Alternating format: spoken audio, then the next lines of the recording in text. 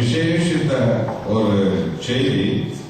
1 ராஜாக்களின் புஸ்தகம் 9ஆம் அதிகாரம் முதல் 7 வசனங்கள் நான் வாசிக்கிறேன். என்னோடு பைபிளை திறந்து ஆங்கில வேதாகமும் தமிழ் வேதாகமும் உள்ளவர்கள் தயவுசெய்து அவைகள் எல்லாம் திறந்து இந்த வேத பகுதிகளை நீங்கள் எங்களோடு வாசிக்க வேண்டும் என்று உங்களை அன்போடு கேட்டுக்கொள்கிறோம். 1 ராஜாக்கள் 9ஆம் அதிகாரம் முதல் 7 வசனங்கள். சாலமோன் கர்த்தருடைய ஆலயத்தையும் ராஜ அரண்மனையும் தாம் செய்ய வேண்டும் என்று விரும்பின எல்லாவற்றையும் கட்டி முடித்த பின்பு கர்த்தர் கிபியோனிலே சாலமோனுக்கு தரிசனமானது போல 2ஆம் தரமும் அவனுக்கு தரிசனமானார். கர்த்தர் அவனை நோக்கி, நீ என் சமூகத்தில் செய்த உன் விண்ணப்பத்தையும் உன் வேண்டுதலையும் கேட்டு நீ கட்டின இந்த ஆலயத்தில் என் நாமம் என்றைக்கு விளங்கத்தக்கதாக அதை பரிசுத்தமாக்கினேன். என் கண்களும் என் இருதயமும் என்னாலும் அங்கே இருக்கும். நான் உனக்கு கட்டளையிட்ட எல்லாவற்றையும் நீ செய்து என் கட்டளைகளையும் என் நியாயங்களையும் கைக்கொள்ளும்படி என் சமூகத்தில் மன உத்தமமும் செம்மையுமாய் உன் தகப்பனாகி தாவீது நடந்தது போல நடப்பாயானால் இஸ்ரவேலின் சிங்காசனத்தின் மேல் உட்காரும் புருஷன் உனக்கு இல்லாமல் போவதில்லை என்று உன் தகப்பனாகி தாவீதோடு நான் சொன்னபடியே இஸ்ரவேலின் மேலுள்ள உன் ராஜ்யபாரத்தின் சிங்காசனத்தை என்றைக்கும் நிலைக்க பண்ணுவேன். நீங்களும் உங்கள் பிள்ளைகளும் என்னை விட்டு பின்வாங்கி நான் உங்களுக்கு முன்வைத்த என் கற்பனைகளையும் என் கட்டளைகளையும் கைகொள்ளாமல் போய் வேற தேவர்களை சேவித்து அவைகளை பணிந்து கொள்வீர்களாக. நான் இஸ்ரவேலுக்கு கொடுத்த தேசத்தில் அவர்களை வைக்காதபடி நிர்மலமாக்கி என் நாமம் விளங்க நான் பரிசுத்தமாக்கின இந்த ஆலயத்தை என் சமூகத்தை விட்டு தள்ளுவேன். அப்பொழுது இஸ்ரவேல் சகல ஜனங்களுக்குள்ளும் பழமொழியாகவும் வசை சொல்லாகவும் இருப்பார்கள் என்றார். நாம் எல்லாரும் கண்களை மூடுவோம். பரிசுத்த ஆவியானவர் தானே நாம் ஒரு சரியான சபையில் ஐக்கியமாகவும் அந்த சபை பிதா குமாரன் பரிசுத்த ஆவி என்கிற தேவனுடைய சிங்காசனமாய் இருக்கவும் அந்த சபையில தேவனுடைய நாமத்தில சுகம், பலம், விடுதலை, ஆசீர்வாதம், அபிஷேகம், மனமகிழ்ச்சி, நித்திய ஜீவன் என்ற மாபெரும் ஆசீர்வாதங்களால் நாம் நிரப்பப்படவும் ஆவியானவரே எங்களோடு பேசும் என்று நாம் கேட்போம்.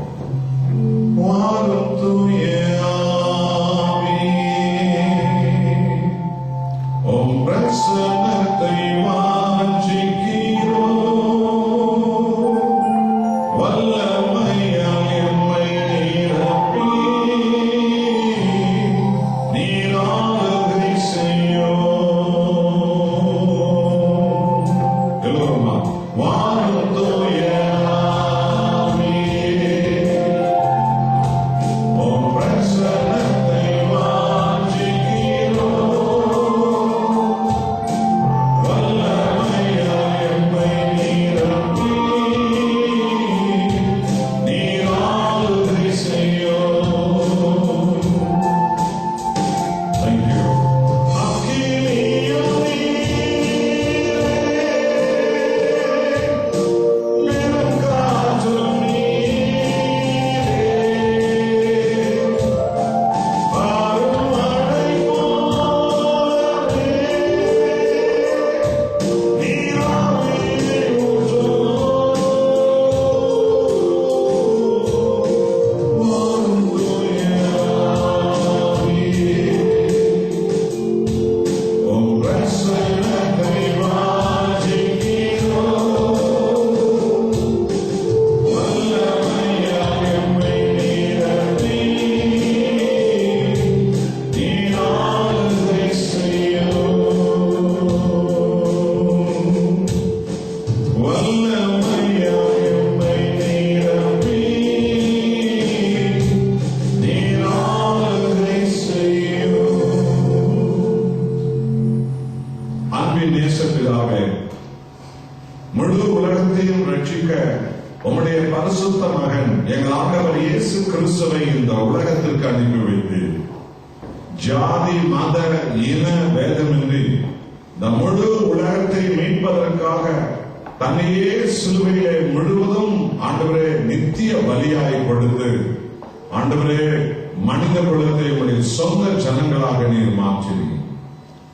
நான் என் சபையை கட்டுவேன், நரகத்தின் வாசல்கள் அதனை மேற்கொள்வதில்லை என்று உம்முடைய பரிசுத்த சபையை, ஆவியோடு உண்மையோடு உம்மை ஆராதிக்கிற சபையை கர்த்தாவே நீர் இந்த பூமியின் மேல் கட்டுகிறவராய் வாக்களித்தீர். அதன்படி இன்றைய வரைக்கும் உடைய சபைகளை கட்டிக் கொண்டு வருகிறேன். உம்மை நன்றியோடு நாங்கள் துதிக்கிறோம்.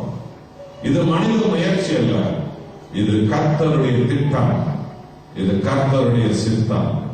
தேவனே சபையை கட்டி முடிக்கிறவர். உமக்கு கோடி கோடி நன்றி ஆண்டவரே. உமது பரிசுத்த ஆவியின் ஏவுதலால் இன்றைக்கும் கூட பலவிதமான பாரங்களோடு, பலவீனங்களோடு, சோதனைகளோடு, சோர்வுகளோடு, குழப்பங்களோடு இங்க வந்திருக்கிற ஒவ்வொரு மக்களையும் எங்கள் ஆண்டவராக இயேசுவின் நாமத்தினால விடுவிக்க வேண்டுமா? உம்முடைய சபையில சுகம் பெற்றவர்களாய், விடுதலை பெற்றவர்களாய், அபிஷேகம் பெற்றவர்களாய், ஆசீர்வாதம் பெற்றவர்களாய், ஆண்டவருடைய சபையில ஆண்டவருடைய மேலான தரிசனங்களை பெற்றவர்களாய், உம்முடைய அப்போஸ்தலர்களாய், தீர்க்கதரிசிகளாய், கர்த்தாவை நீர் பயன்படுத்தும் பாத்திரங்களாய் ஒவ்வொரு பிள்ளைகளும் மாறும்படியாக கர்த்தாவே தலைமை மெய்ப்பனே நீரே மகிமை அடைந்து எங்களை அபிஷேகிக்க வேண்டுமா நாங்கள் தாழ்மையோடு கூட வேண்டிக் கொள்கிறோம். தேவனே, இங்கே கேட்கிற இந்த சத்தியம் ஒவ்வொருவரையும் விடுதலை செய்த ஆண்டவரே, இந்த சபையில ஏராளம் ஏராளம் ஏராளம் ஆத்துமாக்களை கொண்டு வந்து சேர்க்கிற அப்போஸ்தல அபிஷேகத்தால் இவர்கள் ஒவ்வொருவரையும் நிரப்ப வேண்டுமா நாங்கள் வேண்டிக் கொள்கிறோம். நீர் வாசம் பண்ண சபையில் அற்புதம் உண்டு, நீர் உலாவும் சபையில விடுதலை உண்டு, நீர் சிங்காசனம் போட்டிருக்கிற சபையில அபிஷேகம் உண்டு. அப்படிப்பட்டதாக கர்த்தாவே இதோ இந்த ஐக்கியத்தை எங்கள் கர்த்தர் ஆசீர்வதிக்கிறதற்காக, அபிஷேகிக்கிறதற்காக கோடி கோடி ஸ்தோத்திரம். உமது வருகை மட்டும் உமது சபைகள் உண்மையே ஆராதிக்கிறோம், உண்மையே மகிமைப்படுத்தும். ஒவ்வொரு விசுவாசிகளையும் கற்புள்ள கன்னிகைகளால் மணவாளனான எங்கள் கர்த்தராக இயேசுவே உமக்காகவே எல்லாரையும் ஆயுதப்படுத்தும்படி சபை நடத்தும் ஆவியானவரே நீரே உமது பிள்ளைகளை அபிஷேகித்து ஆண்டவரை பலப்படுத்தி தரிசனங்களை கொடுத்து ஆண்டவரை எல்லாவற்றையும் செய்து முடிக்க போகிறதற்காக ஸ்தோத்திரம். துதிகான மகிமைகளை உமக்கே தருகிறோம். என்னை மறைந்து உண்மையை வெளிப்படுத்தும். நாம் குறைய வேண்டும், இயேசு வளர வேண்டும். இயேசுவின் நாமத்தில் சகல ஆசீர்வாதங்களையும் பெற்றுக் கொள்கிறோம் எங்கள் நல்ல பிதாவே. ஆமென். அல்லேலூயா. மத்தேயு 16ஆம் அதிகாரம் 18வது வசனம். கர்த்தராகிய இயேசு கிறிஸ்து இப்படியாக சொன்னார், இதோ நான் உனக்கு சொல்லுகிறேன், நீ பேதுருவாய் இருக்கிறாய், இந்த கல்லின் மேல் சபையை கட்டுவேன், பாதாளத்தின் வாசல்கள் அதை மேற்கொள்வதில்லை என்று கர்த்தர் சொன்னார்.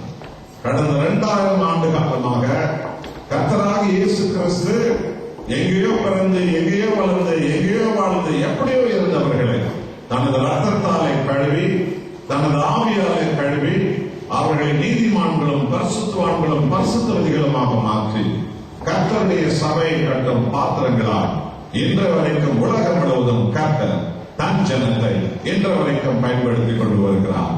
நான் என் சபையை கட்டுவேன். கைகளை தட்டி கர்த்தருக்கு ஒரு விசேஷித்த சத்தியத்தை, சபையை குறித்துதான் ஒரு விசேஷித்த சத்தியத்தை பரிசுத்த ஆவியானவர் இன்றைக்கு உங்களோடு பேசும்படிக்காக எங்களுடைய இருதயத்தை அவர் நிரப்பி அனுப்பியிருக்கிறார். ஆகவே ஒரு சபை யாரால் கட்டப்படுகிறது, ஒரு சபை எப்படிப்பட்டதா இருக்கும், எப்படிப்பட்டதா இருக்கக்கூடாது, அந்த சபை எப்படி தேவனுடைய சிங்காசனத்தின் அபிஷேகத்தை அந்த சபை கொண்டு வரும் என்கிற அந்த மாபெரும் சத்தியத்தை இதோ இந்த செய்தியின் வழியாக நீங்கள் ஒவ்வொருவரும் காணும்படி, நாம் ஒவ்வொருவரும் காணும்படி, ஆவியானவரே மகிமைப்படி கர்த்தர் ஒவ்வொருவரையும் ஆசீர்வதிப்பார். அல்லேலூயா. அன்பான சகோதர சகோதரிமார்களே, ஆண்டவராகிய இயேசு கிறிஸ்து நான் என் சபையை கட்டுவேன் என்று அவர் சொன்னபோது, ஏறக்குறைய கிறிஸ்துவுக்கு முன்பு 3000 ஆண்டு காலமாக யூதர்களுக்கு என்று ஒரு பாரம்பரியமான ஒரு தேவ ஆலயம் எருசலேமில் இருக்கிற மோரியா மலையில இருந்தது. தாவீதால் அந்த மோரியா மலை வாங்கப்பட்டது. சாலமோன் மன்னனால் அந்த தேவ ஆலயம் தேவனுக்கென்று இந்த பூமியின் மேலே கட்டப்பட்டது. அதுலதான் யூதர்கள் அவர்கள் பாரம்பரியமாய் தலைமுறையாக தேவனை அவர்கள் ஆராதிக்கிறவர்களாக அந்த மோரியா மலையின் மேலே கட்டப்பட்ட ஆலயத்தில் தான் தேவனை ஆராதித்தார்கள். அநேக கிறிஸ்தவர்களை பார்த்து, ஏன் மோரியா மலையின் மேலே ஆலயம் கட்ட தாவீது இடத்தை வாங்கினார் என்று கேள்வி கேட்டால் ஏராளமான கிறிஸ்தவர்களுக்கு விஷயம் தெரியவே தெரியாது. அது ஏன் என்று தெரியல, அதான் ஒருவேளை வசதியான இடம் போல தெரியுது, அதனாலதான் அது வாங்கியிருப்பார் என்றெல்லாம் கூட ஒருவேளை சில பேர் சொல்லிவிடலாம். அவை எல்லாவற்றுக்கும் ஒரு முக்கியமான தரிசன பின்னணி கொண்டு அவைகளை நீங்கள் அறிந்து கொள்ளுங்கள். இதை மற்றவர்களுக்கும் நீங்கள் சொல்லி தேவனுடைய நாமத்தை மகிமைப்படுத்துங்கள். தாவீது தேவனுடைய ஆலயம் கட்ட எருசலேமில் இருக்கிற மோரியா மலையை அதிக பணம் கொடுத்து அவர் வாங்கினார். ஏராள மலைகள் எருசலேமில் இருக்கிறது. அப்படி இருக்கும் பட்சத்தில் அந்த மோரியா மலையை தாவீது தேவனுடைய ஆலயம் கட்டுவதற்கு வாங்குவதற்கான காரணம் என்ன? அதற்கு ஒரு காரணம் இருந்தது. என்ன காரணம்? தேவனாகிய கர்த்தர் ஆபிரகாமை பார்த்து, உன் மகன் ஈசாக்கை எனக்கு நான் குறிப்பிடும் மலையில பலியிடு போ என்று சொன்னபோது அந்த தேவன் அந்த மோரியா மலைக்கு போகும்படிதான் ஆபிரகாமை சொல்லியிருந்தார். அந்த மோரியா மலையில தான் முதலாவதாக ஆபிரகாம் தன் மகன் ஈசாக்கை பலியிடுவதற்காக முதல் பலிபீடத்தை கட்டியிருந்தார். ஆகவேதான் அந்த மலையை என் தேவனுடைய ஆலயத்தை கட்ட நான் அதிகம் பணம் கொடுத்து வாங்குவேன் என்று தாவீது எருசலேமில் இருக்கிற அந்த மோரியா மலையை அவர் வாங்கினார். அல்லேலூயா. நல்லது. தேவன் ஏன் மோரியா மலைக்கு ஆபிரகாமை போய் உன் மகனை அங்கு பலியிடு என்று சொல்லியிருக்கணும்? அதுக்கும் ஒரு காரணம் இருக்கிறது. எருசலேமை சுற்றிலும் ஏராளமான மலைகள் இருக்கும். இஸ்ராயல் தேசத்துக்கு செல்வோம் என்றால் ஒரு மலையில ஏறி கீழே இறங்கினால் ஒரு குன்று மேலதான் ஏறுவோம். அந்த குன்றிலிருந்து கீழே இறங்கினால் இன்னொரு குன்று மேலே ஏறுவோம். அங்கிருந்து கீழே இறங்கினால் இன்னொரு மலை மேலதான் ஏறுவோம். இப்படிதான் இஸ்ராயல் தேசம் இருக்கிறது. இஸ்ராயலை சுற்றிலும் அநேக மலைகள். அப்படி இருக்கிற பட்சத்துல தேவனாகிய கர்த்தர் ஆபிரகாமை பார்த்து, இந்த மோரியா மலையில உன் மகனை எனக்கு பலி கொடுக்க நீ போ என்று அவர் ஏன் சொன்னார் என்று கேள்வி கேட்டால், இந்த கேள்விக்கு கூட கிறிஸ்தவர்கள் எத்தனையோ கோடி பேருக்கு விஷயமே தெரியாது, பதிலே தெரியாது. ஆனால் அதிலும் தேவன் ஒரு முன் திட்டத்தை அவர் வைத்திருந்தார். அது என்ன அந்த திட்டம்? அந்த மோரியா மலை அண்டையில தான் நாம் போய் பார்ப்போம் என்றால், அந்த மோரியா மலையின் மேலே தான் கல்வாரி மலை இருக்கிறது. கைகளை தட்டி கர்த்தருக்கு. அந்த மோரியா மலையினுடைய அடுத்த உயரமான இடம் எது என்றால் அதுதான் கல்வாரி மலை. இந்த உலக மீட்புக்காக தன் ஒரே பேரான குமாரன் இயேசு கிறிஸ்துவை கல்வாரி மலையிலே கட்ட பலியிட அவர் ஆயத்தம் பண்ணி இருந்ததுனாலதான் அந்த கல்வாரி மலையின் அடிவாரத்தில் இருக்கிற மோரியா மலையில ஆபிரகாம் தன் மகன் ஈசாக்கை பலியிடும்படி அவனை போகும்படி கர்த்தர் அங்கே ஏவினார். நல்லது. ஏன் கர்த்தர் அந்த கல்வாரி மலையை தேர்ந்தெடுத்தார்? அதற்கு ஒரு காரணம் இருக்கிறது. எதற்காக கர்த்தர் கல்வாரி மலையை தேர்ந்தெடுத்தார்? எத்தனையோ மலைகள் இருக்கிறது. அங்கே தன் ஒரே பேரான மகன் இயேசுவை சிலுவையில பலியிடும்படி கொடுத்திருக்கலாம் இல்லையா? அந்த கல்வாரி மலையை கர்த்தர் தேர்ந்தெடுத்ததற்கான காரணம் என்ன? இது மகா பரவசத்தை உண்டாக்கும் ஒரு மகிமையான ஒரு செய்தி. மிகுந்த ஒரு பரவசத்தை உண்டாக்கிடும். உங்க வாழ்நாள்ல அப்படிப்பட்ட ஒரு கருத்தை நீங்கள் கேள்விப்பட்டே இருக்க மாட்டீர்கள். ஆனா கேள்விப்பட்ட பிறகு நீங்கள் தேவனுக்குள்ள மிக மிக பரவசமாவீர்கள். இதை நீங்கள் பார்க்கிற ஒவ்வொரு கிறிஸ்தவர்களுக்கும் நிச்சயமாக நீங்கள் சொல்லாமல் இருக்கவே முடியாது. அந்த கல்வாரி மலை என்று நாம் சொல்வோம் என்றால், அந்த கல்வாரி சிலுவை நடப்பட்ட அந்த இடத்துல பக்கத்துல உலக விஞ்ஞானிகள் எல்லோருமாய், கிறிஸ்தவ விஞ்ஞானிகள் அல்ல, உலக விஞ்ஞானிகள் இந்த இந்த உலகத்தை அளந்து அளவெடுத்து அந்த இடத்துல ஒரு குறிப்பை எழுதி வைத்திருக்கிறார்கள். அந்த குறிப்பு என்ன தெரியுமா? நீங்கள் நின்று கொண்டிருக்கிற இந்த மலைதான் இந்த உலகத்தை வடக்காக, தெற்காக, மேற்காக, கிழக்காக 4 பங்காக இந்த உலகத்தை அளந்தெடுத்தால் இந்த 4 மத்திய பங்கு நடு பகுதி என்று ஒன்று வருகிறது.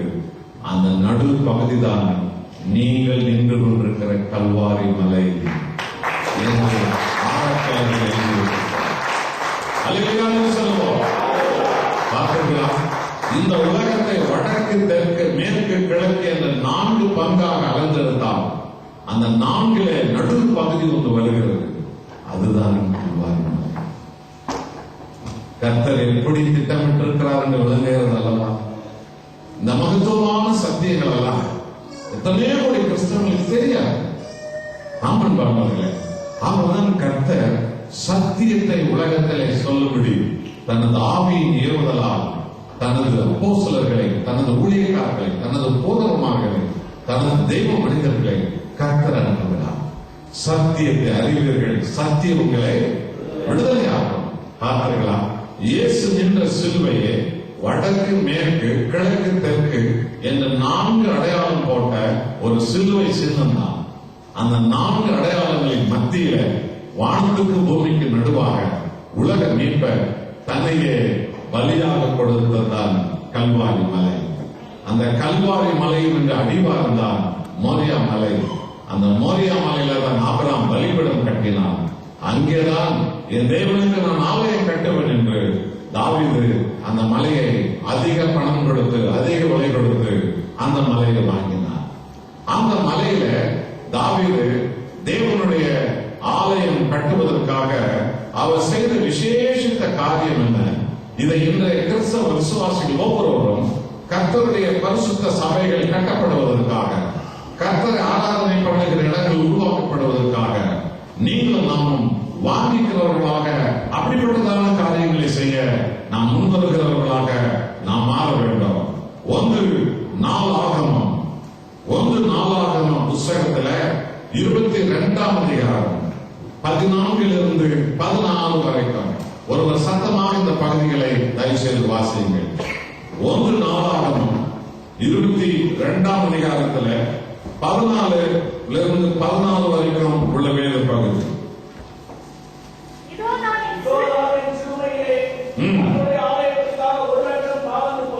பார்த்தீங்களா? தாவீது சொல்லுகிறார் பாருங்க, என் சிறுமையில நான் இருந்தேன், ஆடு மேய்க்கிறவனா இருந்தேன். என்னை கர்த்தர் மகிமையின் மகாராஜாவாக, இஸ்ரவேலின் ராஜாவாக உயர்த்தி விட்டார். ஆகவே என் கர்த்தருடைய ஆலயத்தை கட்டுவதற்கு நான் 1,00,000 தாலந்து பொன்னையும் 10,00,000 தாலந்து வெள்ளியும் 1,00,000 தாலந்து பொன். தெரியுமா எவ்வளவு என்று? 10 டன். கைகள் தட்டுங்கள். 10 டன் தங்கம் கொடுத்திருக்கிறார் தாவீது தேவனுடைய ஆலயம் கட்டுவதற்காக. 100 டன் வெள்ளியை கொடுத்திருக்கிறார் கர்த்தருடைய ஆலயம் கட்டுவதற்காக. கைகளை தட்டுங்கள் எல்லாரும். தேவனுடைய பல ஆயிரக்கணக்கான டன் மரங்களை லெபனான் நாட்டில் இருந்தோம், ஈரான் நாட்டில் இருந்தோம், ஈராக் நாட்டில் இருந்தோம் தாவீது வரவழைத்திருக்கிறார் கர்த்தருடைய ஆலயம் கட்டுவதற்காக. அதுக்கு ஒரே ஒரு காரணம், ஆடு மேய்க்கிறவனா இருந்த என்னை அரசனாக்கினார் அல்லவா, தெருவில் இருந்து என்னை சிங்காசனத்தில் உட்கார வைத்தார் அல்லவா, என் ஆண்டவருடைய ஆலயத்தை நான் கட்டுவதற்கு என் தேசத்தில் இருக்கிற தங்கங்களை என் கர்த்தருக்கு நான் தருவேன். என் ஆளுகையின் கீழ் இருக்கிற வெள்ளியை என் கர்த்தருக்கு என்று நான் தருவேன். என் தேவன் எனக்கு தந்திருக்கிற அந்த மாபெரும் சுலாக்கியத்தை என் தேவனுக்கு என்று நான் தருவேன்.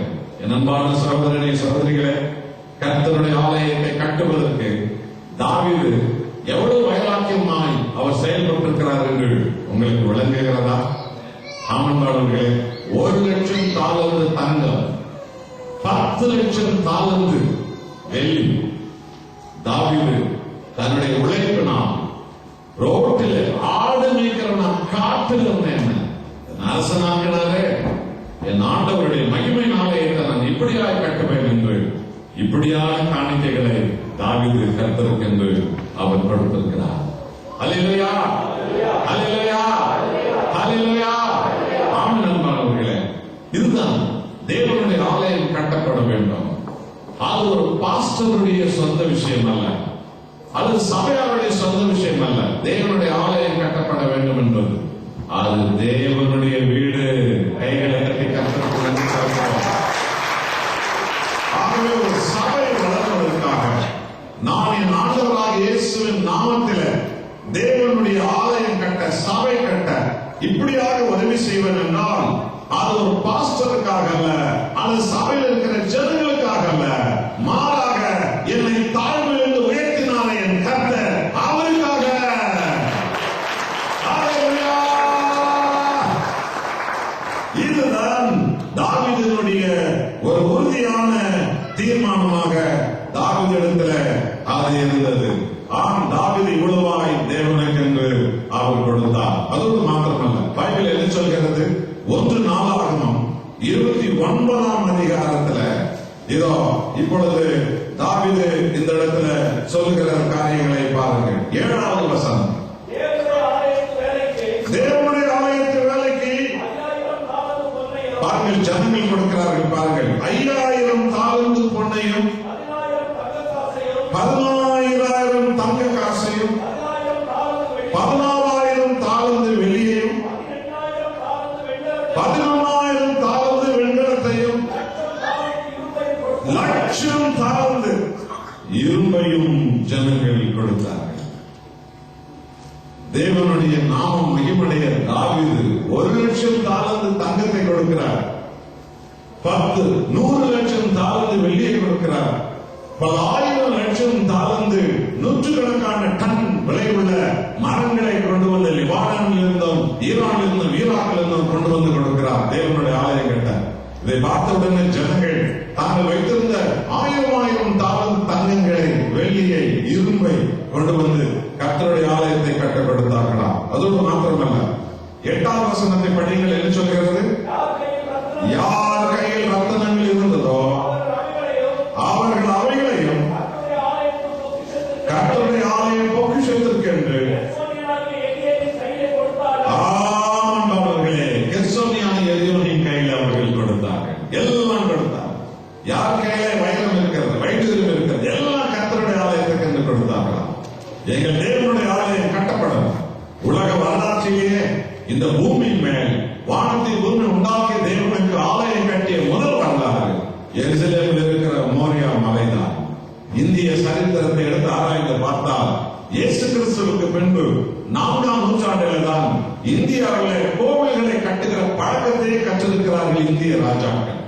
இயேசு கிறிஸ்து பிறப்பதற்கு முன்பு இந்தியாவில் கோவில்களுக்கு எதுவுமே இல்லை. ஏனென்றால் அவர்களுக்கு தெய்வம் என்று யாருக்கு தெரியாது. அவர்கள் வானத்தை வணங்கி இருக்கிறார்கள், பூமியை வணங்கி இருக்கிறார்கள், காற்றை வணங்கி இருக்கிறார்கள், தண்ணீரை வணங்கி இருக்கிறார்கள், ஆவிகளை வணங்கி இருக்கிறார்கள். அவர்களுக்கு தெய்வம் யாருன்னு தெரியாத போனதுனால அந்த தேவனை ஆராதிக்க ஒரு ஆலயம் கட்ட வேண்டும் என்று இந்திய ராஜாக்களுக்கு தெரியாது. கிறிஸ்துவுக்கு பிறகு 4ஆம் நூற்றாண்டில் தான் இந்தியாவில் தேவனுடைய ஆலயங்கள் என்ற பெயரில் கட்டிடங்களே கட்ட ஆரம்பித்திருக்கிறார்கள். இந்த கட்டிடம் கட்டக்கூட இந்திய ராஜாக்கள் எதை பார்த்து கட்டினார்களாம் தெரியுமா? எருசலேமிலே சாலமோன் மன்னன் கட்டியிருந்த தேவனுடைய ஆலயத்தை பார்த்த பிறகுதான் எங்கள் நாட்டில் கூட நாங்கள் கோவில்களை கட்டுவோம் என்ற பழக்கம் இந்திய ராஜாக்களுக்கு அது வந்திருக்கிறது. கைகளை கட்டி கட்டுறதுனால நன்றி சொல்கிறேன்.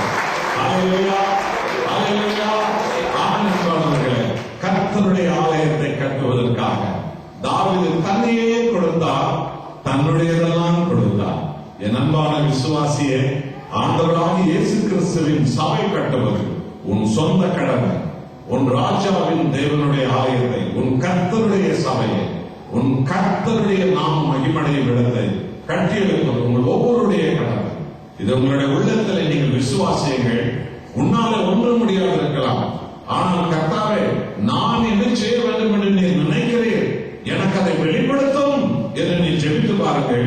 உன்னால் முடியாத மேலானவைகளை உன் வழியாய் கர்த்த அவருடைய ஆலயம் கட்டும் காரியங்களுக்கு என்று பயன்படுத்த ஆரம்பிப்பார். அவரை நீங்கள் மகிமைப்படுத்துவீர்கள். ஹல்லேலூயா! ஆகையால் தாவீது என்ன சொல்லுகிறார் பாருங்கள். 1 நாளாகமம் 29ஆம் அதிகாரம் 14வது வசனம் என்ன சொல்லுகிறார்?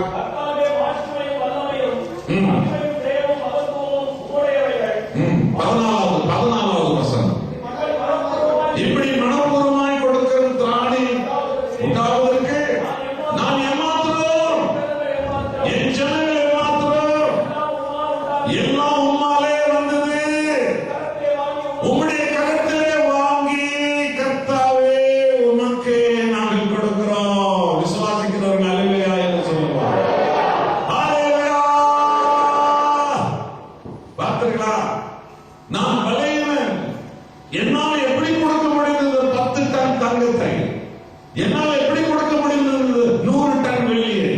என்னால் எப்படி கொடுக்க முடிந்தது கர்த்தாவே இந்த ஆயிரக்கணக்கான டன் மரங்களை, இந்த நூற்றுக்கணக்கான டன் இரும்பை உம்முடைய ஆலயம் கட்டுவதற்காக என்னால் எப்படி கொடுக்க முடிந்தது? என் ஜனங்களால் எப்படி கொடுக்க முடிந்தது? நான் விளையினன் சொல்லிவிட்டு தாவீது சொல்லுகிறார், உம்முடைய கரத்திலிருந்து நாங்கள் வாங்கி உமக்கே அதை கொடுக்கிறோம். உங்களால் முடியாது, ஆனால் தேவனால் முடியும். அந்த தேவன் உங்களை கொண்டே அதை அவர் செய்வார். கைகளை தட்டி கர்த்தருக்கு நன்றி செலுத்துகிறோம்.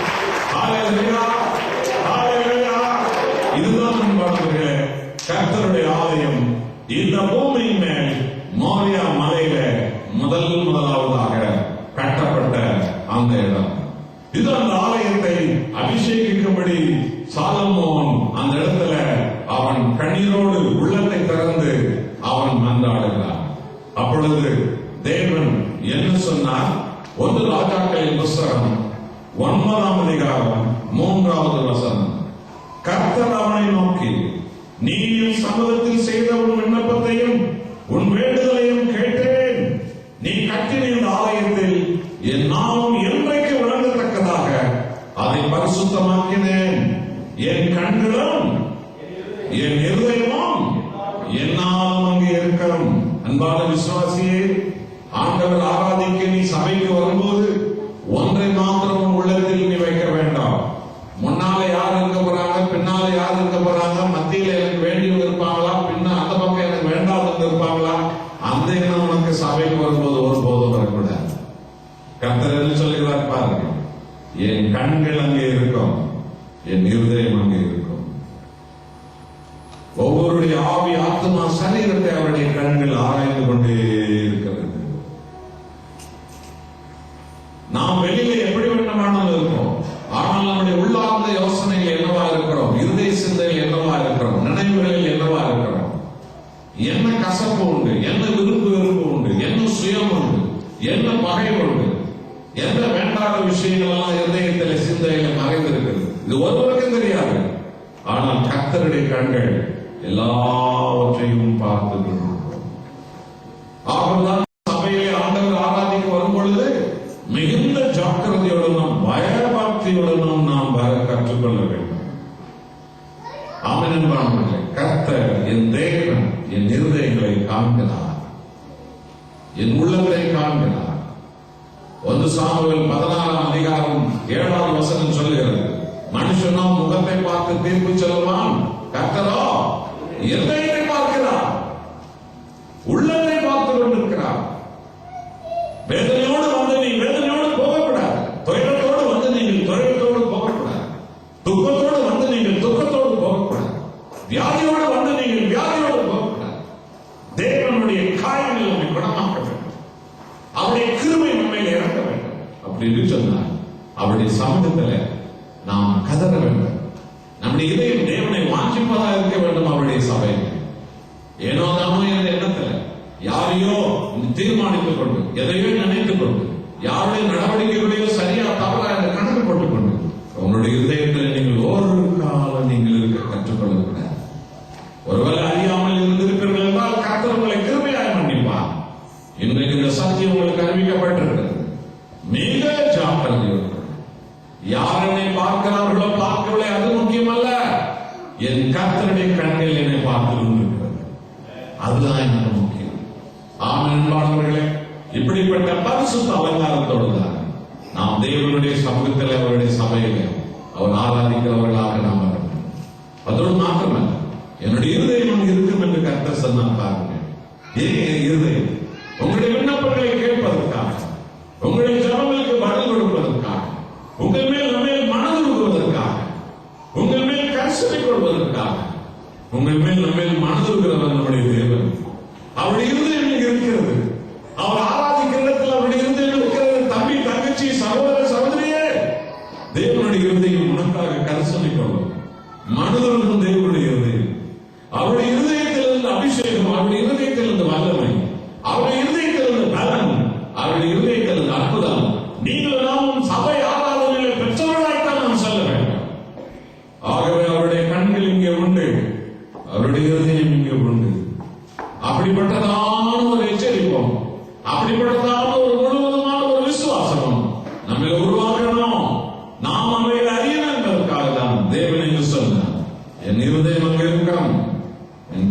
அங்கே எல்லோரையும் பார்த்துக் கொண்டிருக்கிறோம். 6வது வசனம் என்ன சொன்னார் பாருங்கள். 1 ராஜாக்களின் புஸ்தகம் 9ஆம் அதிகாரம் 6வது 7வது வசனம். நீங்களும் உங்கள் பிள்ளைகளும் என்னை விட்டு பின்வாங்கி நான் உங்களுக்கு முன்வைத்தேன் கற்பனைகளையும் என் கட்டளைகளையும் கைக்கொள்ளாமல் போய் வேற தேவர்களை பணிந்து கொண்டு அவைகளை சேவிப்பீர்கள் என்றால் உங்களையும் தள்ளுவேன், நீங்கள் கட்டின இந்த ஆலயத்தையும் தள்ளுவேன் என்று கர்த்தர் சாலமோன் இடத்துல அவர் கட்டளையிட்டார். என்ன சொன்னார் பார்த்தீர்களா? நீங்களும் உங்கள் பிள்ளைகளும் என் கற்பனைகளை கைவிட வேண்டும். ஆம், கர்த்தராகிய இயேசு கிறிஸ்துவின் நாமத்திலே பிதாவை ஆராதிக்கிற எந்த சபையிலும் சத்தியம் முதலிடத்தில் இருக்க வேண்டும். தேவனுடைய வார்த்தை முதலிடத்தில் இருக்க வேண்டும். தேவனுடைய வார்த்தை அந்த இடத்தில் விதைக்கப்பட வேண்டும். கர்த்தர் சொன்னார், ஏசாயா 55:11 பாருங்க. என் வாயிலிருந்து புறப்படும் வரும் வார்த்தைகள் வெறுமை அன்னிடத்தில் திரும்பாமல் நான் சொன்னதை செய்யும். இயேசுவின் வார்த்தைகள் அவர் சொன்னதை செய்யும். விடுதலையாகும், குணமாக்கும், மனதை மாற்றும், நினைவுகளை மாற்றும், எண்ணங்களை மாற்றும், ஆவியிலே சமாதானத்தை தரும், இருதயத்திலே சமாதானத்தை தரும். ஆமன்பானவர்களே, தேவனுடைய வார்த்தை, தேவனுடைய சபையிலே தேவனுடைய கட்டளை, தேவனுடைய பிரமாணிக்கம், தேவனுடைய வார்த்தை மிக முக்கியமான இடத்தை அவைகள் வகிக்க வேண்டும் என்றால் தேவன் வார்த்தையானவர். அவர் வார்த்தை விதைக்கப்படும் இடத்தில் தேவனுடைய மகிமை வெளிப்படும். அவருடைய வாக்குத்தத்தங்கள் விதைக்கப்படும் இடத்தில் தேவனுடைய மகிமை வெளிப்படும். இவைகளை நாம் ஒருபோதும் மறந்துவிடக்கூடாது. கர்த்தர் சாலமோன் இடத்தில் சொன்னார், என் வார்த்தைகளின் கற்பனைகள் அந்த இடத்துல முன்பு வைக்கப்பட வேண்டும். நீங்கள் உங்கள் பிள்ளைகள் அவைகளை விட்டு ஒருபோதும் விலகக்கூடாது. என் வார்த்தைகளை தள்ளி, என் கட்டளைகளை தள்ளி, என் கற்பனைகளை தள்ளுவீர்கள் என்றால் வேறொன்று உங்களுடைய இதயத்தில் குடிகொள்ள வந்துவிடும். வேறொரு விக்கிரம் வந்துவிடும். அந்நிய ஆவிகள் வந்துவிடும். என் வார்த்தைகள் உங்கள் சபையில் இருக்கட்டும், இந்த ஆலயத்தில் இருக்கட்டும் என்று கர்த்தர் சொன்னார். அப்பொழுது சாலமோன் சொன்னான், கர்த்தாவே, நாங்கள் உங்கள் தலைமுறைகளையும் உம்மையே ஆராதிப்போம், உமது வார்த்தையே கேட்போம், உம்முடைய கற்பனையே கைக்கொள்வோம், உம்முடைய கட்டளைகளை கைக்கொள்வோம். ஆம், கர்த்தர் அந்த ஆலயத்தை அபிஷேகித்தார். 2 நாளாகமும் 7ஆம் அதிகாரம் 1 வசனத்தை பாருங்கள். பைபிள் என்ன சொல்கிறது? வானம் திறந்தது, வானத்திலிருந்து ஒரு அக்கினி இறங்கி வந்தது. சாலமோன் கட்டிய அந்த தேவாலயத்தின் மேல் தேவனுடைய அக்கினி இறங்கி வந்தது. ஆமன், அந்த ஆலயத்தை அப்படியே மூடி கொண்டது. ஆசாரியர்கள் அந்த ஆலயத்துக்கு போக முடியாதபடிக்கு வானத்துக்கு பூமிக்கும் நெருப்பு அந்த ஆலயத்தின் மேல் தங்கியிருந்தது என்று பைபிள் சொல்கிறது. ஆம், இது எதை காட்டுகிறது? ஆலயத்தை நடத்துகிறவர் பரிசுத்த ஆவியானவர். ஆமென் அன்பானவர்களே, வெளிப்படுத்தல் 2ஆம் அதிகாரம் 7ஆம் வசனத்தில் ஆவியானவர் அதை சொன்னார். ஆவியானவர் சபைகளுக்கு சொல்கிறதை காதல் அவன் கேட்கட்டும். பார்த்தீர்களா? சபையில் ஆவியானவர் பேசுகிறார், சபையில் ஆவியானவர் வெளிப்படுகிறார், சபையில் ஆவியானவர் நடத்துகிறார், சபையில் ஆவியானவர் அதிகாரம் செலுத்துவார், சபையில் ஆவியானவர் ஆளுகை செய்வார். சபையில் ஆவியானவருடைய வார்த்தைகளுக்கு நாம் செவி கொடுக்க வேண்டும். தேவனுடைய சத்தியத்துக்கு, தேவனுடைய சத்தியத்துக்கு, தேவனுடைய சத்தியத்துக்கு நாம் எல்லாரும் செவி சாய்க்க வேண்டும். ஆவியானவர் அந்த சத்தியத்தின் வழியாக ஒவ்வொருவரோடும் அவர் பேசுவார், ஒவ்வொருவரோடும் அவர் பேசுவார். ஆமென் அன்பானவர்களே, வானத்துக்கு பூமிக்கும் மகா பெரிய அக்கினி அந்த ஆலயத்தின் மேல் இறங்கி வருகிறது. இதுதான் எருசலேமிலே மோரியா மலையில தாவீது தங்கம் கொடுத்து, வெள்ளி கொடுத்து, இரும்பு கொடுத்து, மரங்கள் கொடுத்து, இஸ்ரவேல் மக்களுக்கு தங்கங்களை கொடுத்து, வயல்களை கொடுத்து, வைதுகளை கொடுத்து அந்த தேவாலயத்தை கட்டுவதற்காக, தேவனுடைய ஆலயத்தை கட்டுவதற்காக அவர்கள் கொடுத்து, அவர்கள் கட்டிய அந்த ஆலயம் அபிஷேகம் பண்ணப்பட்ட அந்த நாள். இப்படித்தான் அந்த ஆலயம் அபிஷேகம் பண்ணப்பட்டது. நடந்தது என்ன?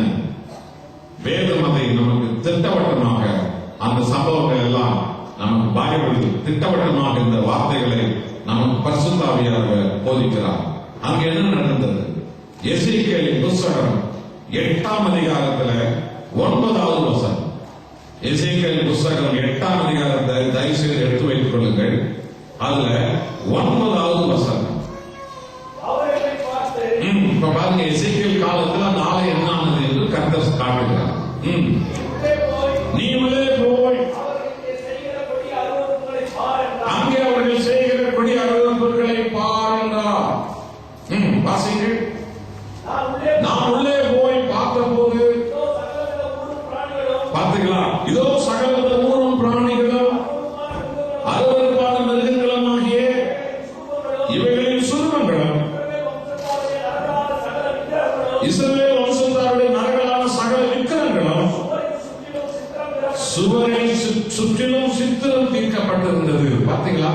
எசேக்கியேலை பார்த்து கர்த்தர் சொல்லுகிறார், என் ஆலயம் இப்போது என்னவா இருக்கிறது உனக்கு தெரியுமா?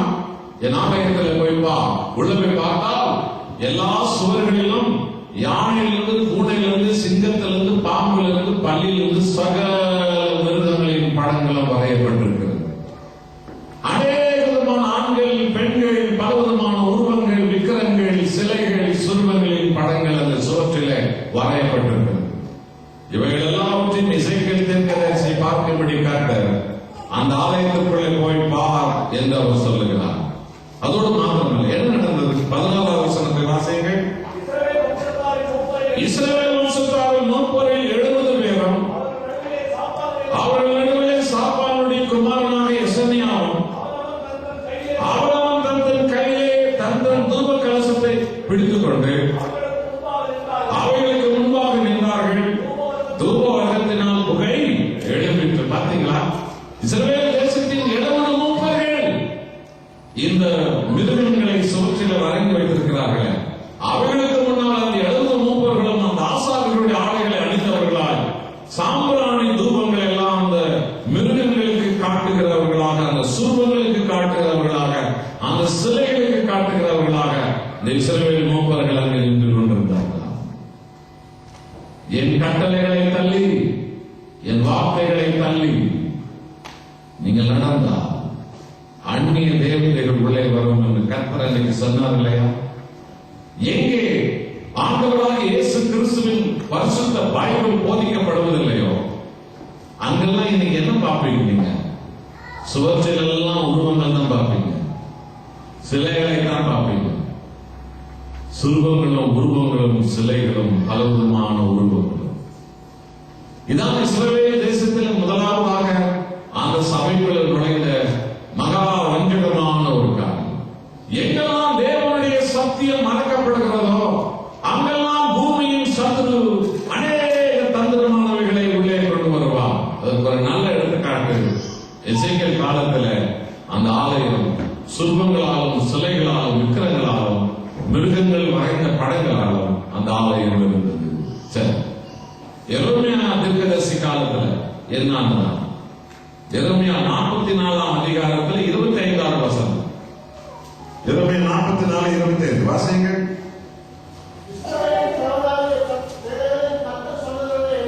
இஸ்ரவேலின் தேவனாகிய சேனைகளின் கர்த்தர் சொல்லுகிறது என்னவென்றால், யாருக்கு? வானராக்கினிக்கு. பாத்தியா? இப்ப 2000 வருஷத்துக்கு முன்பு வானராக்கினி கண்டுபிடிக்கப்படல. அது 4000 வருஷமாவே இஸ்ரவேல் மக்களை ஏமாற்றிக் கொண்டு வருகிறது அந்த வானராக்கினி. இந்த வானராக்கினி யார் என்றால், பாரம்பரிய சபையில சில பேரை கேட்டால் அவர்கள் ஒரு பரிசுத்தருடைய பெயர் ஒன்றை சொல்வாங்க. 2000 வருஷத்துக்கு முன்னால இவர் தான் வானராக்கினின்னு சொன்னா, அப்ப 4000 வருஷத்துக்கு முன்னாலும் ஒரு வானராக்கினி இருந்திருக்கிறாங்க. அறியாது பார்த்தீங்களா? சரி, வாசிங்கள். இஸ்ரவேலின் தேவனாகிய கர்த்தர் சொல்லுகிறது என்னவென்றால், வானராக்கினிக்கு தூபம் காட்டவும், அவளுக்கு பத்தியா, அவளுக்கு ஒரு பெண் உருவம், அவளுக்கு பான பலிகளை வார்க்கவும், நாங்கள் நேர்ந்துள்ள பொருத்தனைகளை ஏற்படுத்தலும் செலுத்துவோம் என்று நீங்கள் சொன்னது மெய்யே, அது நீங்கள் நிறைவேற்றினது மெய்யே என்று சேனைகளின் கர்த்தர் சொல்லுகிறார். பார்த்தீங்களா? எசேக்கியேல் காலத்தில் தேவனுடைய ஆலயத்துக்குள்ள என்ன வந்தது? பல மிருகங்கள், உருவங்கள் வந்தது, பல உருவங்கள் வந்தது, பல சிலைகள் வந்தது, பல விக்கிரங்கள் வந்தது, பல சுருவங்கள் வந்துவிட்டது. எரேமியா காலத்துல ஆலயத்துக்குள்ள என்ன வந்திருக்கிறது பார்த்தீங்களா? ஒரு பெண் தேவதைகளை, வானராக்கினியை அவர்கள் வணங்கியிருக்கிறார்கள். இது 4000 வருஷத்துக்கு முன்னால நடந்த இஸ்ரவேலர்களை ஏமாற்றிய ஒரு சம்பவம். அது அவர்கள் வானராக்கினியை, the queen of heaven, வானராக்கினியை அவர்கள் தூபம் காட்டுவதும், வானராக்கினிக்கு பலியிடுவதும், வானராக்கினிக்கு பலகாரங்களை படைப்பதும், அதை போய் அங்கு அவர்கள் சாப்பிட்டு விட்டு சுற்றுலா போய்விட்டு வருவதுமாக இஸ்ரவேலர்கள் அந்த காலத்தில் இருக்கிறார். அப்போ எரேமியா காலத்துல அந்த ஆலயம் வானராக்கினி வைத்து வணங்குகிற ஒரு இடமாக எரேமியா காலத்துல அது மாறிவிட்டது. சரி, நம் ஆண்டவராக இயேசு கிறிஸ்து இந்த உலகத்திற்கு வந்தார்.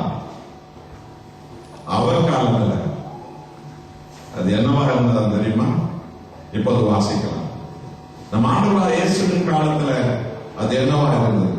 மத்தேயு 21ஆம் அதிகாரம் 12-13.